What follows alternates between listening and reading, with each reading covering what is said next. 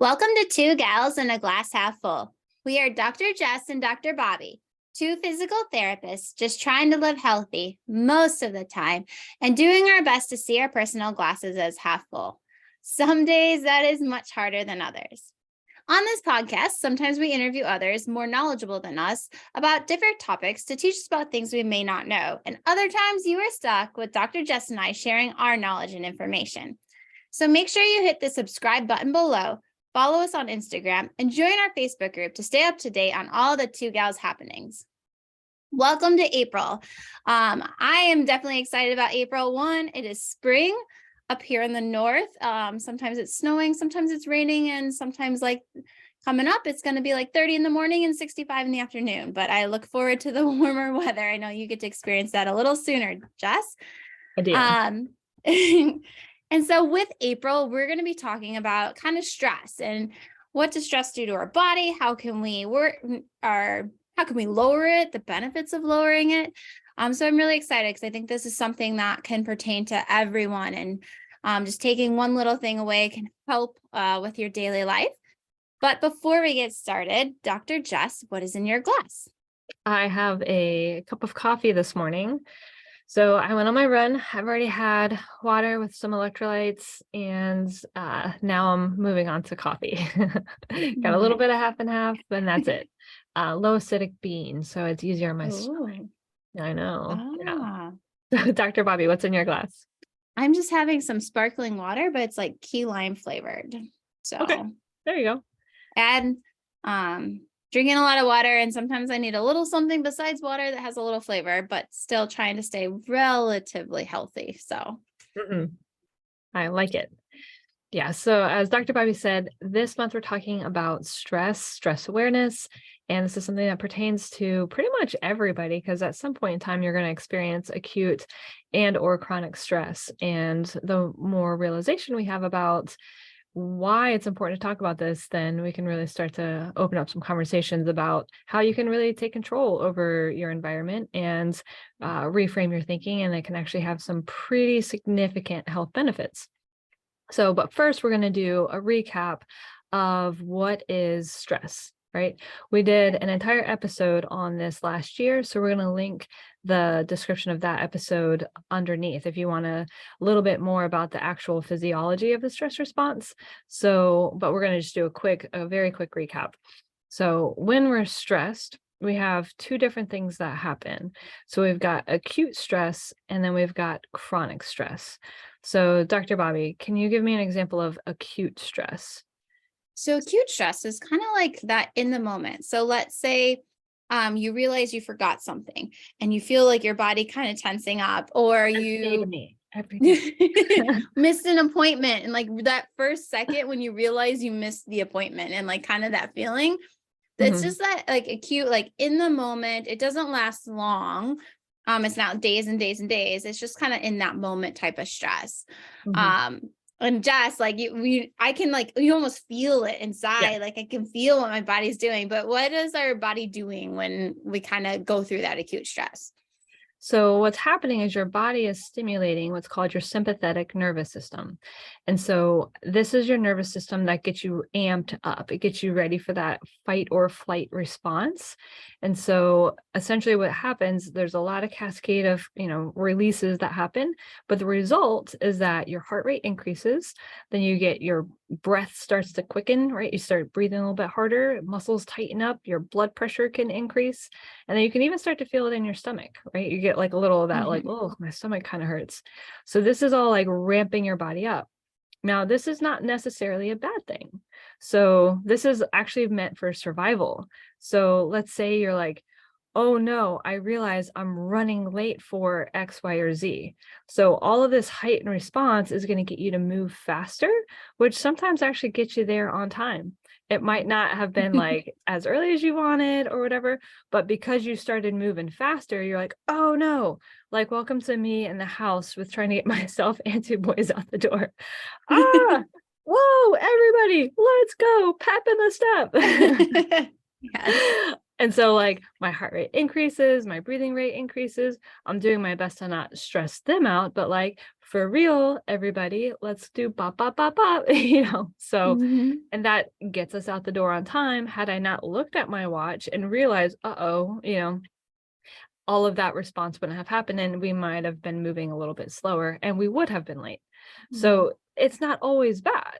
Like it actually is helpful when it's an acute stress situation because it gets you to cross that finish line, right? Yep. I was gonna say another great example of where it's not bad is in sports. Like when you're in a competition and you're excited and you want to do well, it's almost, we kind of say that nerves. We call it nerves, but it's just a stress response. And sometimes it actually helps you perform a little bit better, Mhm. a little bit faster, that adrenaline that you get. Exactly. Yeah. So now that's completely different than chronic stress. And so that's where we really want to make the difference here to show that like acute and chronic are very different. And so we're talking about stress management and how to like really reap the benefits of decreasing your stress. It's not necessarily the acute stress. That stuff is just gonna happen. That's just like you're responding Mhm. to life. It's the chronic stress that's what we're talking about. And so, Dr. Bobbie, what are some of like the effects of chronic stress? Why is this something that we really are going to spend a whole episode talking about? So chronic stress is first, it's that stress that happens over days, weeks, months. It's just kind of that unrelentless feeling. Sometimes for me, it's like a feeling of being overwhelmed. Mhm. And sometimes I'm aware of it and sometimes I'm not. But a lot of times, like a lot of symptoms and stuff we're going to find is like you have increased anxiety, trouble sleeping or insomnia at night. Big one is like muscle pain, body just aches with headaches and things like that. And you're not sure why. Sometimes you're like, I don't know why, just this headache is coming on. But it can weaken your immune system. It can increase your blood pressure. There's so many things. And then if you're looking at heart disease is greatly related to stress and cortisol and kind of all the stress hormones. But then also think about mental health. So depression and weight gain and just memory and concentration, along with they actually show that chronic stress causes atrophy of your brain, like the mass of your brain. So the size and weight of your brain. So over time, those are all, if we hear those things, we're like, oh, we don't want that. But I Mhm. think a lot of times we don't realize, and I'm talking about me and my personal life, and I'd say Jess a little bit probably for you too, is like you don't realize how much chronic stress we're carrying around. Mhm. Absolutely, because we can hear all these things and we can think, "Oh, that's not me." However, uh, just like take a moment to just kind of hear what we're talking about with small things you can try to see, are you experiencing chronic stress? So, like first, it might be something where are you having a hard time completing tasks? So Mhm. like you're jumping from one thing to the next and you're really never closing the loop on anything.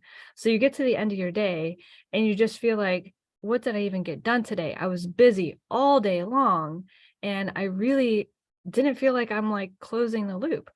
Well, what's happening oftentimes is that when we talk about that memory and concentration, it just ability to focus, is that you're getting partway through and then something is dinging you, whether it's an email that's coming up, a text message, a phone call, and it diverts your attention from the task that you are doing. So that task stays uncompleted. And then your brain jumps to the next thing. And then you start on that.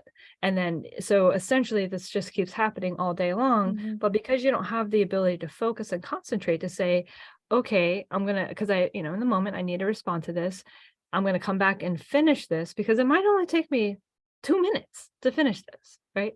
I'm going to finish this and I'm going to move on because I have the composure to do that. But when you're in a chronic stress situation, which I've been here so many times, like Mhm. I'm speaking from personal experience here. Okay. Yes. I'm not pointing fingers. I do live in this glass house.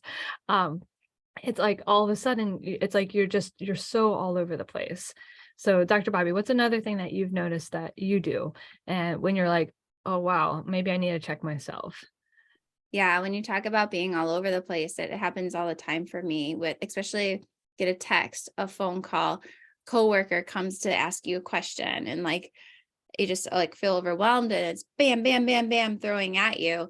And for me, I get to the point where it's like, I'm not doing anything, like halfway answering their question, halfway doing what I'm supposed to do. A lot of times this happens sometimes with notes or things like that. So if I don't like in the moment, my biggest thing, what I do is I like first take a deep breath and then I find one thing I can complete. And I try to find, even if it's something easy, even if it's not a task related to what I'm doing, find something that I can complete. So then I feel like, okay, I got one thing done. And then find the next thing I can complete. And they don't have to be big half-hour tasks. I'm talking about something I can do in a minute. All right, check that off, or under 5 minutes. Okay, check that off. And it's almost like a snowball effect. And once you start doing one thing and you get it done, then you do a second thing and get done. It kind of helps you get back into being a little bit more productive.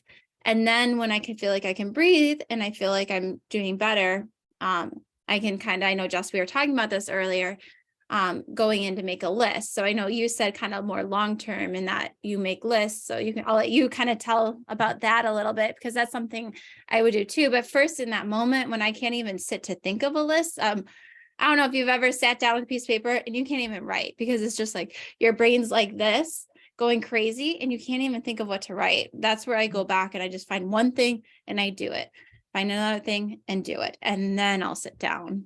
Mm-hmm.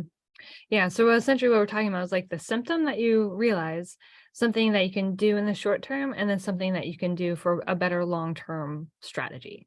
And so like, if you can get that task completed, you get to the end of the day or maybe the next day, whenever this might happen, and you're like, okay, I'm going to take, 10 minutes and I'm going to say, I just need to get this more under control. I can't keep bouncing through my day like this. This is just not sustainable.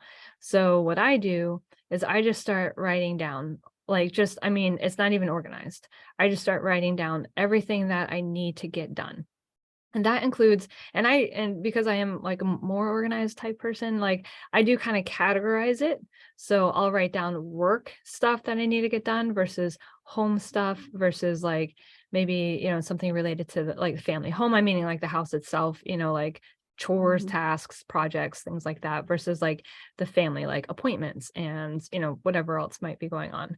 And so as I start making the list and just filling it in, I'll realize where I'm overwhelmed. So it might be that I'm overwhelmed with all this other stuff I've got going on in my personal life, and that my work stuff isn't actually like I've got a pretty sustainable plan there, right? I'm like, oh, this is all I've time blocked. We're good. But over here, I'm like, whoa, I've got way too much on my plate. Or it might be vice versa, where home stuff is fine. Like I've got, busy, but like it's, everything's pretty sustainable. But work, I'm like, uh-oh, this is not a realistic plan. I put too much in here. And so now I need to find a way to offload. So it just makes it where I can kind of diagnose the problem, because otherwise it just feels like you're all over the place and you're just getting pulled in all of these directions.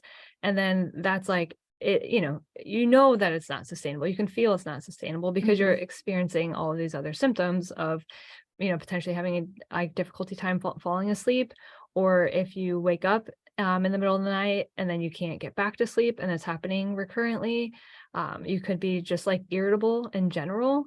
So like all of a sudden, like, someone like, hey, someone will, say, hey, Dr. Jess, can you please, and it's like one extra thing. And I'm like, you want one thing? You want one more thing? Are you serious right now? And I'm like, it's not even a big ask, but I can tell when I'm like, never ask me anything, I'm like, yes, I'm not in check. Like, right. Yes. It's like your patience. Your patience is not what you normally have it. Your reactions are not what you normally have. I also find with me with a lot of chronic stress, I get a lot of digestive issues. And that tends to be when I realize where I'm stressed the most is like when my stomach. So yeah. Yeah, I call it nervous in the belly. Yes. That's when I can tell that as well. I'm like, I just kind of start thinking about like as the day's progressing, I'm like, oh, okay, what's going on? Why do I feel nervous in the belly? And it might be that whatever is coming up is just adding more and more work because I'm already behind on what I still need to Right. get done. So like in the life of a therapist, that's documentation. So this is where, I've been here in the past where I just had so many patients, and like each new patient you see are more notes you're going to have to finish that is going to happen at the end of your day when you're done treating, when you really want to like do some self-care, and You're you just see the exhausted. time at the end of the day just building and building and building. And that's when like I would feel that in my stomach. That's when it's like, okay, check this. This isn't sustainable. I can't keep doing Mhm. this. I'm feeling physiologically the effects of this. That's not good. Um, so Yeah. making a list is one strategy. So let's go to another short-term strategy. So like I'm in my day, like my stomach is hurting. I'm just feeling like I'm irritable. Dr. Bobbie, what's another short-term strategy that you can try? So one thing I try, and sometimes it works and sometimes it doesn't, depending on how active or how stressed out I am, is just taking a deep breath. Just literally taking a minute, 10 seconds, whatever it is, just take a deep breath and try to center yourself. Sometimes that works for me, to be completely honest. Sometimes I am too ramped up where that does not calm me down. And I'll have to go and try some other things that may take a little bit longer. But in the long run, even if it takes 3 to 5 minutes, it's going to help me be more productive that day. Mhm. How about you, Dr. Jess? Same thing. Like I'll do very intentional breaths. And Mhm. so, and again, like I'm not typically doing this in front of somebody. So if you're just like, I need just a second to compose myself, like go into the bathroom, go into the hallway. I've done this multiple times where I'm just like, I'll breathe in through my nose and then out through my mouth. And as you're exhaling, like what I focus on, I'm like, blow out that negative and bring in the Mhm. positive. And as I inhale, I try and think of one thing that's positive in that day. Just one. I'm not trying to think of 5 million positive things, just one that I can focus on to kind of start to reframe my thinking and start to regain the control over the situation or whatever's going on. So in with the positive, and then I blow out all of that negative, and I might just do literally 3 to 5 breaths. Sometimes that's enough for me to be like, okay, now I can walk in and like be ready. Sometimes that's not enough. And Mhm. going for a walk, if there's a stairwell, go up and down the stairs a couple times. I know like sometimes it's not like you can't just like go outside and go for a walk depending on where you are. But usually there's going to be like a hallway or stairwell, like somewhere where you can just kind of like pace a little bit. And then while you're pacing, you just keep breathing in through your nose, out through your mouth, in through your nose, out through your mouth, until you can get your heart rate to come back down, get your respiration rate to come back down, and just kind of regain the control. This is not talking about panic attacks or anything like that. This is just talking about being in a stressed situation. This is Mhm. not anything more than that. That is something that is very different. And definitely, if that's what's going on, you need to like really work with somebody that's trained specifically. So I Yeah. think sometimes we think of like, oh, I'm having a panic attack. Like if that is the case, like this is like really please work with somebody on that. This is just like, I am overwhelmed in my day. I'm in a negative mood. I can't focus. I'm irritable. My stomach is kind of upset. Like this is different. This is more just like truly chronic stress. So, I was gonna say, and one other thing that I'll do quickly, like more of a quick action, not long term, to help is like reaching out to a friend or a coworker, someone, and honestly, sometimes just like venting to someone what you're stressed about or what you're upset about or what you're frustrated about, like not in a negative way, just be like, hey, I just need to tell someone, like, and kind of go through. You're not looking for answers. In all honesty, when you're venting, you're not looking for answers. You're just looking for someone to listen. mhm, And like just letting it out, like I can't tell you how many times when I just tell someone I'm frustrated or I tell someone I'm upset or I'm overwhelmed or I can't do this, and I don't like the word I can't do this, but like I can't maintain right where I am at this point. mhm, Like that itself, under 5 minutes. I'm not talking a half an hour conversation, under 5 minutes, like it helps me be like, oh, okay, all of a sudden, then I can breathe again. Then I can take my deep breaths. and then I can move on. There's something just important about friendship and sharing with people you trust. Right. Yeah, I definitely say like have that be a a safe audience. Yes. Yeah, Yes. use that Yes. audience wisely. But then like knowing like and even like putting that caveat out there so the person that you're venting to knows how to receive it as Mhm. well.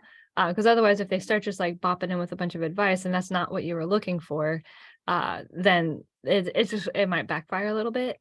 Mhm. I've been there as well. So normally I'll say, I just need to say this out loud. Can you just hear me? And they're like, of course. Yeah. Versus like, I'm seeking advice. Yeah. So, do you have just a second? I just need to like get this out and I just need to bounce it off someone. Can you receive that for me? And I know that seems like a weird thing, but like in my family and with my friends, like they're used to that because that's what we do for each other. And Mhm. they're like, absolutely, go ahead and bounce away. Like real quick, I Mhm. got you. It's like, okay, but like, cool. Yeah. I call it I always start, I'm like, hey, am I crazy for this? Yeah. That's my like sentence of like, hey, I just need you to tell me if I am crazy. Cause like, if I am, I truly want you to let me know. Mhm. And by crazy, I mean, like a lot of times it's like, am I wrong? Yeah. Is my feeling like, am I a little too emotional right now? But I Mhm. call, am I crazy? And I'm like, am I crazy for this? Yeah. And then I'll say whatever it is. And they'll be like, no, I think like it's normal reaction. Like, okay. And then like just having someone tell you that reaction or that emotion is normal, like it kind of helps me calm down. Or if they're like, I think you might be overreacting a little bit, and they'll kind of give me their side of things. And sometimes that really helps me be like, okay, I'm not seeing the other side. I'm not seeing the other perspective at this point. And I think that's really hard for a lot of people to do. Mhm. It is. It's because you can tell, like, especially when you're irritable, it's like, why am I so irritated by this? And that's like, am I crazy? Is this like, should I be this frustrated? And sometimes they'll be like, yeah, that was not cool. What just happened? And you're like, Right. okay, right. And then the other times you're like, like, no, like you're just being a jerk. Like, okay, Yeah. well, thanks for telling me. Then the work's on me. Right. Like you just know to turn around and like, okay, then I need to fix me. Like I need to do Mhm. something to fix me because this is a me problem then. Right, exactly. Yeah, but like reaching out, I think, Mhm. and creating that network of that safety net network is helpful, even if it's just one person. And and sending a quick text message, hey, if you have a couple minutes, like let me know. Then I think it kind of lets them know, oh, okay, cool. Let me make sure I'm gonna. That's a strategy of like, okay, I reached out. They're gonna know as quickly as they can when can they Mhm. allot that time if they're busy or whatever it might be. um so those are like some, I think, just really good short-term solutions. That Mhm. is not the final solution though. I think this is where we get caught, is that we do a lot of short-term things, but we're never coming back and closing the loop again with finishing the tasks. We're not closing the loop to create a long-term plan, which is how we can actually create some sustainability with decreasing chronic stress. And so that's kind of what we have already alluded to with the like writing out what the diagnosing the actual bigger problem and saying, okay, what's the solution going to be? And that depends on the situation. But first you've got to diagnose, why is this even coming up? Why am I having this recurring chronic stress? Make Mhm. just writing everything out might be a way for you to even start to make the plan for the long-term solution. So Dr. Bobbie, what are other some like longer term strategies to make sure that you can kind of create a better environment on a day-to-day basis? So I know you talked about making that list. So what we can do is take that list and then actually take your calendar, and I can kind of show you mine. I have it with me, but and time block with it. So by time blocking is like actually, and so you can, we'll see it because I have the background blurry. That's okay. But what I do is I take my calendar and I actually put in, what am I going to do from this hour and like this hour, and I'll put out my day. I'll kind of look at that list and like what needs to be done. Sometimes it also is not what needs to be done, but I look at it as what will reduce my stress the most? If I have this one task that if I just get it out of my life, like I know I'll breathe better. So like I'll try to prioritize that way. Obviously first put the things that you need to be done today. But be realistic about it. A lot of times we feel like certain things need to be done today, and it's okay. They don't actually have to be. There are times where, yes, this has to be done, but kind of be realistic with that and kind of blocking time into there. So that's one thing. And a lot of times I'll do that on Sunday. Sundays, I'll look at my week. What do I have going on? What do I need to have done? And I'll kind of make that out to make a tentative plan. And then the night before, I'll kind of relook at what I had planned for the next day and change as needed, because change happens throughout the week. But just that has really helped me kind of looking forward, making plans with friends, being able to still do those social activities, but get everything done I need to get done. So that's one thing I do. How about you, Jess? I will kind of go back and forth. Yeah. So I think another thing just to help with just in general with kind of reframing how we think about our day. And so we get so caught in the right here, the right now, the what's frustrating, and we sometimes have a hard time stepping back and seeing the big picture. And so for me, doing a gratitude journal at the end of the day, I'm not a big journaler where I write like pages of information. I've never been able to do that. I'm not saying I haven't been able to. I haven't valued doing that. I've tried that and it hasn't worked for me. Other people works great for. I'm more of I'm a bullet points kind of person. So, because I like efficiency. So with a gratitude journal, it's time where I do at the end of the day where I write down what went well. Like what are the positives? And it helps me reframe, it's so easy to look past the positives. I mean, just think about if you have reviews, right? How many times, if someone looks at your Google reviews, they'll look past 50 positive reviews and the one negative, oh man, that one negative, definitely not going to go there.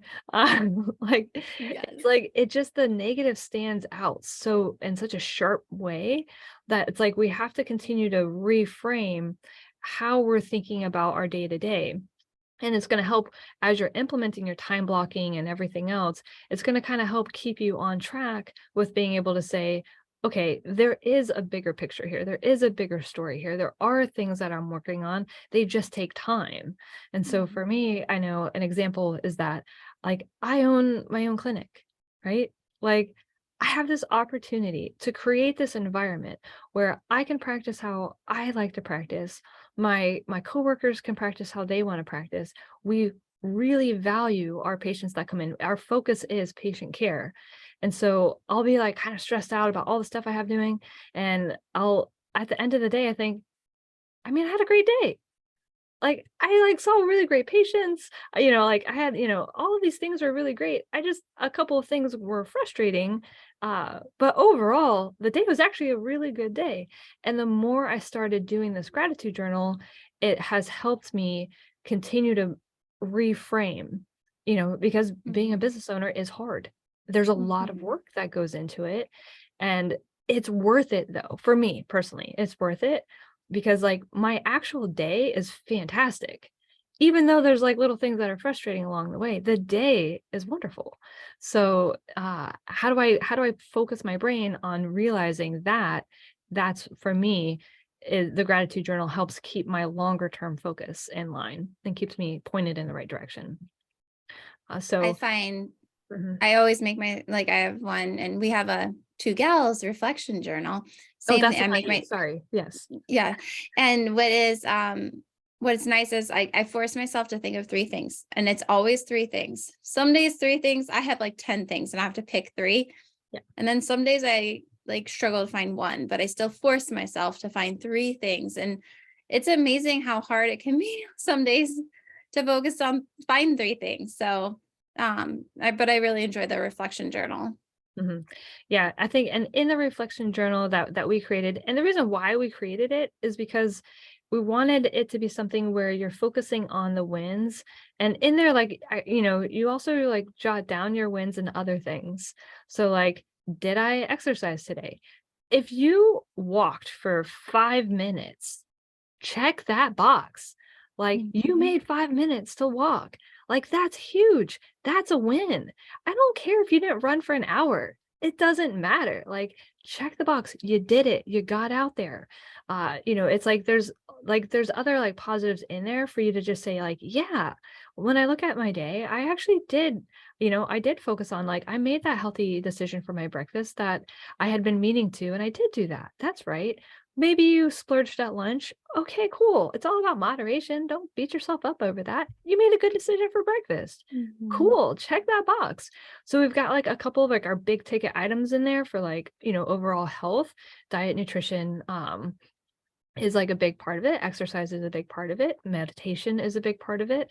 And so And all like of those are long term. Like all of those are the long term things that are going to help you reduce your stress. So it overall is, kind of building that big picture, kind of building, making little small changes in all areas. mhm. And counting the wins when you have them instead of like, I didn't do enough, so I'm not going to count it. It's a win. If you did one thing in that category, it's a win. Check that box. Today, I had this win. And so the more you focus on your small wins, you're going to realize over time, well, dang, like I did okay today. I mean, there's so many times where I'm good to bed, I'm so tired. And I'm like, oh my gosh, like what did I even accomplish today? And I open it up and I'll think back. I'm like, oh yeah. Mhm. True. Yeah. And then all of a sudden, boom, I close that.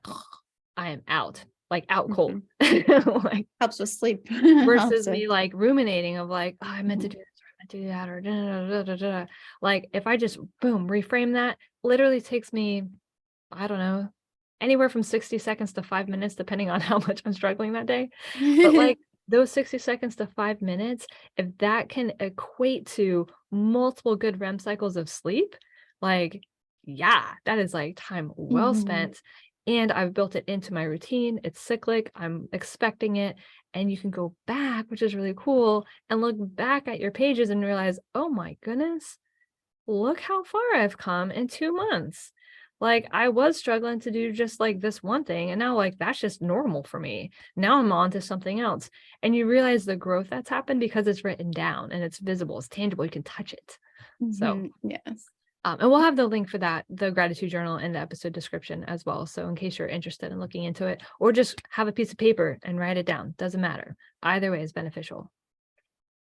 And then to kind of wrap up the last few things, and we already touched on exercise, like getting out and exercising, adding that to a daily part of your life. And with exercise comes along like getting out in nature as well. Um, so uh whether that be gardening, hiking, things like that, that is all included. I know Jess, you said meditation. That is Mhm. also a good long-term thing. And then two others that I think are great for long term is as long as they're healthy social activities, being around those that are important to you and going out adventure and trying new things. And then also enjoying hobbies, whether that be playing a musical instrument, sewing, knitting, gardening. There's so many like hobbies out there. It does not have to be sports related, does not have to be exercise related. Reading is another thing, things like that. Um, those are all just great long term to kind of help decrease that stress. So you can get all those benefits of decreasing stress, and just feel so much more positive, lighter, happier, I think, ultimately. Yeah, I think, using like knowing like each of these are beneficial. There's tons of evidence on meditation. So you could do guided meditation. There's information on like free guided meditations on YouTube. The other thing with being a Two Gals member is that we have an app now. And so in the app, we have a lot of this kind of made easy for you, meaning we've got exercise, like workout routines that are kind of pre-done for you. We've got an exercise library, so it makes it easy to incorporate exercise in your day-to-day life. You also have a whole aspect of, just like mindfulness, meditation, things like that. So like, it's just really easy to say, oh, you know what, I want to try that guided meditation. So, that's accessible right there in the app. There's recipe examples in there. So different types of recipes. If you're like really working on nutrition and eating, whole food diet and trying to make sure that you're not bombarding your system with lots of processed foods and things that we know are going to just not digest well. They're not going to, you're not going to get the same brain function, things like that. So just making sure that we're supporting our members with how can they really implement some of this strategically, but efficiently and easily. And so all that's available in our app, which you can find the information for that at www.2-gals.com and click on the membership tab and it'll be in there. We'll also link it in the episode description below. But I know sometimes when I'm listening to a podcast, I don't necessarily, I'm sweaty and running. I can't, but I can, if you tell me, I can hear it and remember it. So just, think about like just strategies for implementing it and time blocking and just putting it in there of like, okay, here's what I value. Here's what helps me. Time block that into your schedule so that you're not like, well, I'm going to run and I'm going to do this and I'm going to do that and I'm going to do that and I'm going to do that. And then you look at your schedule and you're like, okay, well, that doesn't work. So the time blocking will help you realize what is actually sustainable. So what helps you the most and put those in and block that time. And then it will happen. It won't happen just because you want it to. That's the inconsistency. And that's what happens with so many things that we try and implement. It's like we don't time block it into our schedule. And then last thing I want to touch on is if you are having more significant difficulty with stress and you're really having a hard time handling it and some of these strategies don't work for you or you've already tried them and it's getting out of control, like seek mental health counseling. Like this is what they do. I love mental health counselors. They're specifically trained in all of this. An easy resource is psychologytoday.com, and you can look up a bunch of different mental health counselors that might be in your area. They take your insurance, they don't take your insurance, all that kind of stuff. So psychologytoday.com. And I think another really good one is betterhealth.com, and they do a lot of online type stuff too. So if you're not ready to go to someone in person, I think that one, I've heard really good things about that one as well. Absolutely. Don't hesitate to follow us on social media. We're trying to put stuff out there on a pretty regular basis. I think pretty much daily we've got new stuff out there, Facebook and Instagram, and we have a closed Facebook group as well. So that way we kind of try and get a little bit more in depth with that group, and that's a free group. All right, everybody. Well, I hope that you had so much fun listening about stress awareness. However, it is a great topic. I think you'll really have good, this is like a return on your investment, your ROI for investing in stress management will like increase your health of like pretty much every system of your body. So you'll have much, much better longevity, decreased risk of chronic illness, and overall improved day-to-day happiness. And Dr. Jess, I think a great challenge for this week would be whether you use our reflection journal or just a gratitude journal or a piece of paper, is really try to start writing down 3 things you're grateful for at the end of that day, or 3 wins, whether it's like, hey, I did that 5-minute walk, just write it down and start.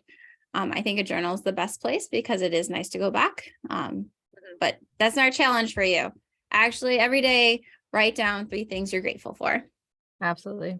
All right, everybody, stay tuned. More on stress later this month. Bye.